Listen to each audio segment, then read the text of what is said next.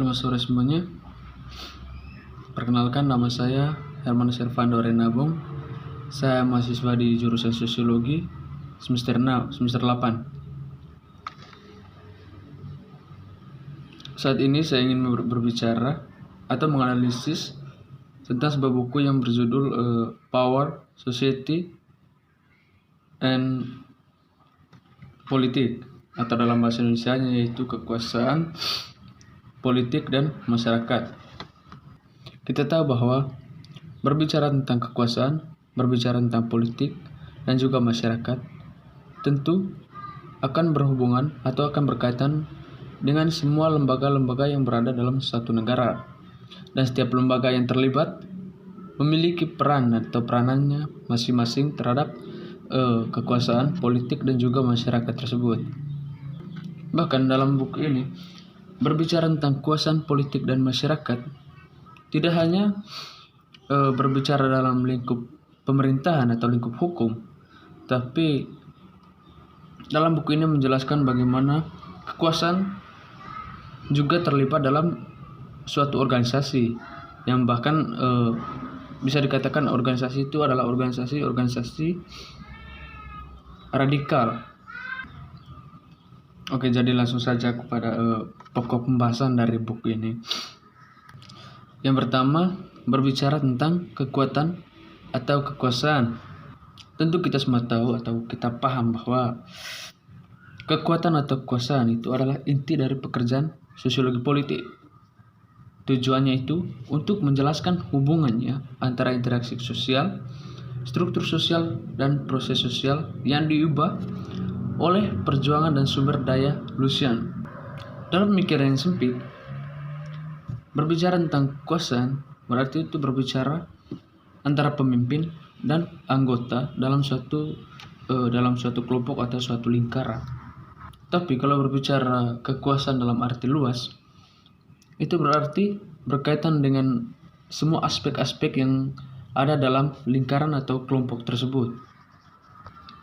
Jadi berbicara tentang suatu akar kata atau suatu konsep itu juga tidak terlepas dari pemikiran atau pendapat para ahli mengenai kata atau konsep tersebut. Nah, di sini di buku yang dijelaskan itu bahwa beberapa para ahli mencoba mendefinisikan arti dari kata kekuasaan tersebut. Para ahli tersebut salah satunya itu adalah tokoh sosiologi Marx. Dia mengatakan bahwa kekuasaan memiliki konteks ekonomi yang berakar pada hubungan antara dan di antara kelas sosial.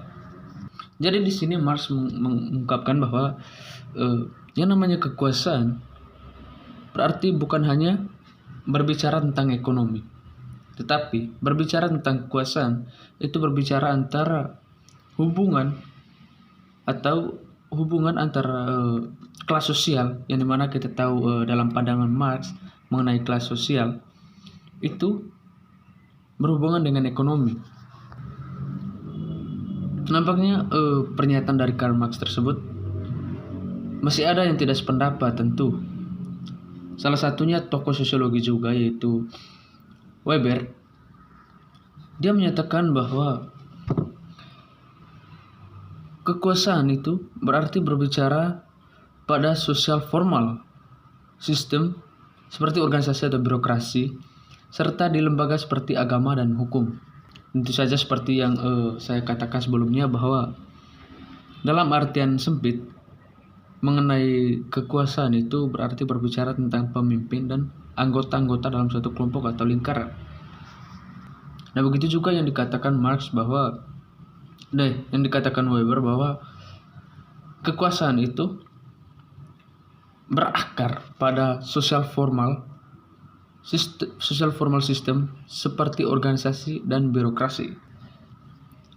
Jadi, mengenai kekuasaan ini dalam lingkup studi sosiologi juga menggunakan beberapa metode atau alat dalam mempelajari studi tentang kekuasaan tersebut. Salah satu alat sosiologis untuk menjelaskan studi tentang kekuasaan yaitu metafora. Metafora adalah perangkat analitis yang bisa digunakan untuk menggambarkan ide atau konsep. Khususnya ketika kita sebagai sosiolog berusaha untuk memahami suatu misteri.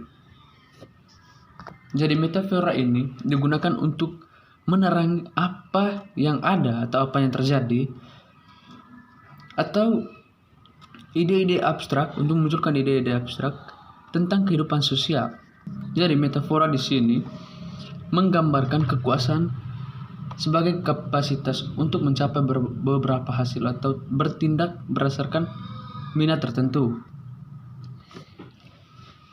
Jadi untuk lanjutannya, berbicara tentang kekuasaan berarti itu tentu saja kita selalu berpikir bahwa ada suatu atau bagian dari kekuasaannya itu yang namanya otoritas. Otoritas, kita tahu otoritas adalah kekuatan yang muncul dari persetujuan individu dan kelompok berdasarkan rasa legitimasi dan kepatuhan atau tugas. Salah satu ahli sosiologi yang menerangkan tentang otoritas itu yaitu Weber, di mana Weber mengidentifikasi 3 jenis otoritas, yaitu otoritas karismatik, otoritas rasional, otoritas hukum rasional. Yang pertama, otoritas karismatik. Dari katanya saja kita sudah tahu bahwa karismatik itu sesuatu yang ada dalam diri kita sendiri. Berarti ketika berbicara tentang otoritas karismatik, berarti kekuasaan atau otoritas tersebut berasal dari diri kita atau berasal dari kepribadian kita sendiri. Yang kedua, otoritas rasional. Otoritas rasional yang jelas ini memperoleh legitimasinya melalui adat dan tradisi. Contoh untuk otoritas rasional ini, contoh yang jelas itu di beberapa negara yang monarki, yang dimana kekuasaannya itu dipimpin oleh raja. Yang ketiga yang dijelaskan oleh Weber itu otoritas hukum rasional. Nah, otoritas hukum rasional inilah yang digunakan oleh negara-negara demokrasi, yang dimana memilih pemimpin berasal dari suara-suara rakyat atau masyarakatnya untuk mempercayakan seseorang untuk jadi pemimpinnya. Tentu saja, ketika berbicara tentang kekuasaan yang kita sudah bahas sebelumnya, selanjutnya kita berbicara atau membahas tentang negara. Negara menurut Max Weber, negara adalah komunitas manusia yang mengklaim monopoli penggunaan sah kekuatan dalam wilayah tertentu. Ketika menggunakan berbagai monopoli tersebut yang dikatakan Weber, lalu di mana setelah itu negara membentuk hukum dan aturan yang dengan tujuan-tujuan tertentu dalam negara tersebut. Seperti yang kita tahu bahwa dalam suatu negara itu memiliki suatu tatanan sosial yang dibuat sengaja oleh pemerintah supaya mungkin saja dalam artian supaya pengawasan untuk masyarakatnya itu tidak terlalu rumit atau membingungkan. Yang dimana di awal tadi kita berbicara tentang kekuasaan dan saat ini kita berbicara tentang negara. Hal ini tentu mempunyai kaitan. Tapi yang jelas antara negara dan pemerintah, pemerintah yang kita katakan di sini bahwa pemerintah lah yang mencakupi atau pemerintah yang mewakili yang namanya kekuasaan tersebut. Jadi antara negara dan pemerintah itu dua hal dengan pengertian yang berbeda. Seperti yang saya sudah jelaskan atau saya sudah katakan di awal tadi, berbicara tentang kekuasaan dalam buku ini sudah mencakupi atau mempengaruhi semua aspek-aspek yang berada dalam suatu negara. Yang pertama, aspek yang kita bicarakan pertama yaitu aspek atau lembaga ekonomi. Dalam buku ini dijelaskan bahwa berbicara tentang ekonomi berarti tidak lepas dari pandangan Marx. Kita tahu pembagian 3 kelas, di mana dalam buku ini dikatakan bahwa perkembangan ekonomi dalam kehidupan sosial seperti perkembangan kapitalis post-industrial, yang dimana kita ketahui bahwa sekarang ini berbicara tentang politik dan berbicara tentang ekonomi berarti tidak lepas dari politik. Makanya ada suatu istilah yang mengatakan bahwa ekonomi politik. Mungkin saja orang mengatakan istilah tersebut, istilah ekonomi politik. Mungkin dua aspek inilah atau ekonomi dan negara inilah yang sangat mempengaruhi atau yang sangat berpengaruh dalam kehidupan masyarakat dan melibatkan tampilan kekuasaan yang paling signifikan dalam masyarakat kita. Margar berpendapat bahwa kekuatan politik dalam suatu masyarakat hanya dapat dipahami sebagai sintesis dan tindakan lembaga pemerintah dan ekonomi, konsekuensi dari tindakan pemimpin bisnis dan pemerintah mempengaruhi semua, termasuk pekerjaan, pajak, harga, layanan publik, dan perang dan kedamaian. Yang kedua, kita berbicara tentang pendidikan. Dalam buku ini di sini menjelaskan pendidikan dengan begitu luas, bahkan sampai menceritakan tentang kehidupan dari masa-masa seorang memasuki dunia pendidikan.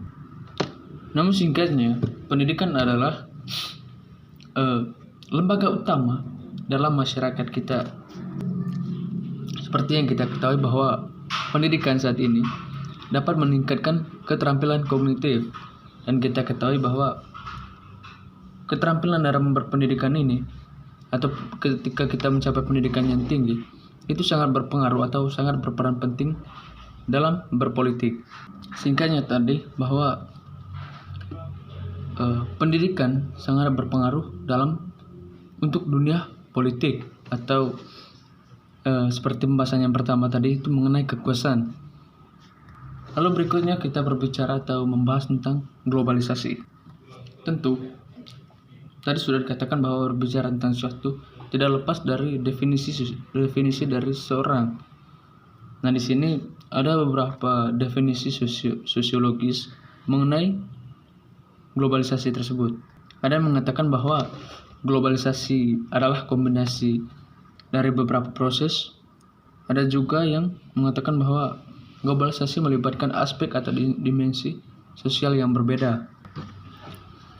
Kalau berbicara tentang globalisasi, tentu kita sangat erat dengan yang namanya perkembangan teknologi atau ilmu pengetahuan teknologi dan ekonomi di dalam suatu negara atau masyarakat. Bahkan istilah globalisasi ini lebih erat dengan kata tren, yang dimana kata tren ini adalah perkembangan atau perubahan dari suatu model ke model yang lain. Inilah ada juga yang mengatakan seperti itu mengenai globalisasi. Lalu berikutnya kita berbicara tentang gerakan sosial dan hubungannya dengan politik. Di sini Della Porta dan Diani memukakan bahwa proses sosial gerakan ditandai oleh 3 mekanisme, yaitu yang pertama keterlibatan dalam hubungan konflik dengan lawan yang diidentifikasi dengan jelas. Yang kedua, hubungan melalui jaringan informal yang padat.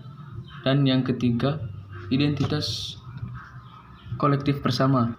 Dan yang berikutnya kita membicarakan tentang teroris dan kekerasan.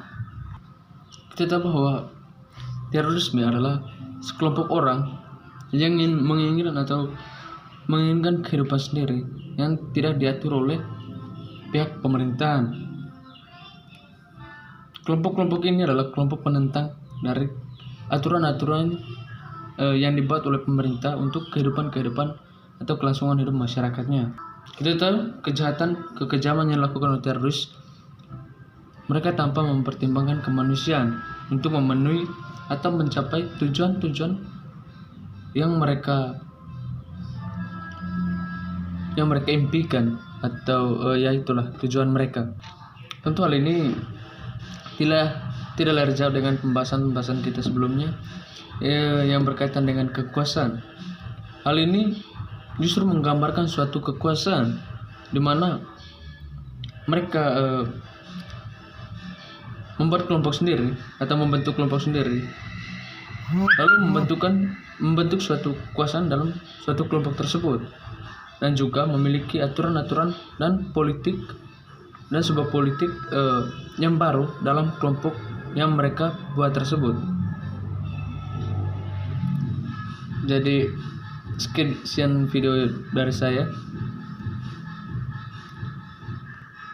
Kalaupun ada berbagai kata yang tidak jelas atau tidak dipahami, mohon dimaklumi. Kita sebagai mahasiswa juga tentu masih belajar mengenai hal-hal seperti ini.